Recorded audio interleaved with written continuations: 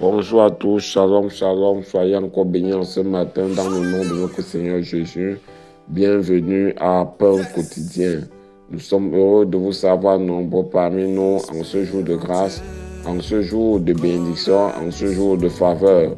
Oui, sachez que la nouvelle année qui a commencé, elle est pleine de grâce pour vous seulement si vous comprenez les principes avec Dieu. Nous allons aborder la saison 16 de Pain quotidien dans les 20 fondamentaux pour réussir ses projets avec Dieu en une année.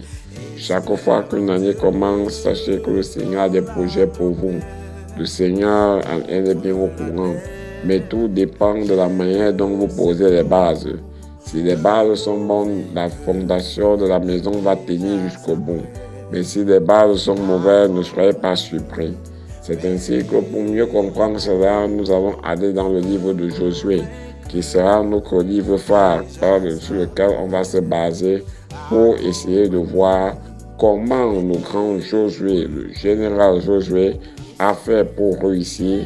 Et derrière ces bases, nous allons comprendre beaucoup de choses.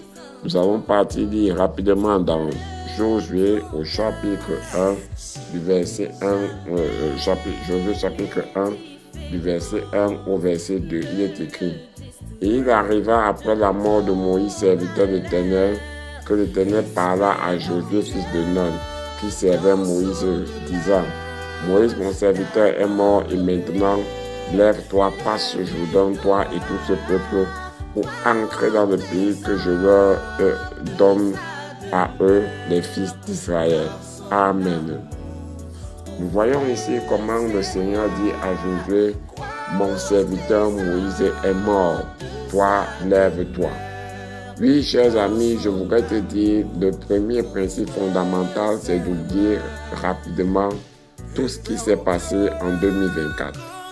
Oui, 2024 est venu, ou bien d'oublier l'an passé. Il est temps de savoir que 2024, ou l'année passée, elle est carrément morte, elle est passée. Ce n'est plus le temps de commencer à penser que voilà ce que j'avais fait, voilà ce que j'avais fait. Ce n'est pas à dire qu'on ne va pas se souvenir de cela, mais on ne devrait pas s'attarder sur cela, car il faut regarder devant.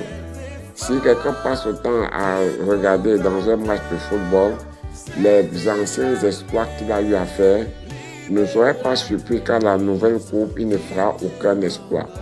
Les anciens exploits sont seulement là pour nous servir de repère. Moïse était le grand serviteur de Dieu. Il avait fendu la mer Rouge en deux. Il avait fait tomber la manne dans le désert, la nourriture, l'écaille, l'eau sortie du rocher. Mais la Bible nous dit ici que Josué oublie tout ce que Moïse a fait. Et regarde maintenant ce que tu as fait. La mort n'est pas seulement ici la mort de l'an qui est passé, mais elle est aussi même la mort même des espoirs de certains serviteurs de Dieu. Certaines personnes parfois se regardent seulement sur les espoirs de certains de leurs pasteurs ou les témoignages des autres. Mon pasteur, lui, Dieu l'a encore utilisé ici. Un autre église, Dieu l'a utilisé. Mais toi-même, où est ton espoir personnel? Où sont tes espoirs personnels? C'est pour ces raisons que vous allez parfois voir des personnes raconter seulement les histoires des autres. Mais où est ton histoire? Alors, je voudrais vraiment ce matin que tu puisses t'incliner et dire au Seigneur: j'oublie tout ce qui était passé en 2024. Ça peut être un succès, ça peut être même en défaite, même oublie cela. Et dis-toi: Seigneur, je regarde à l'avant. Oublie les espoirs de certains serviteurs.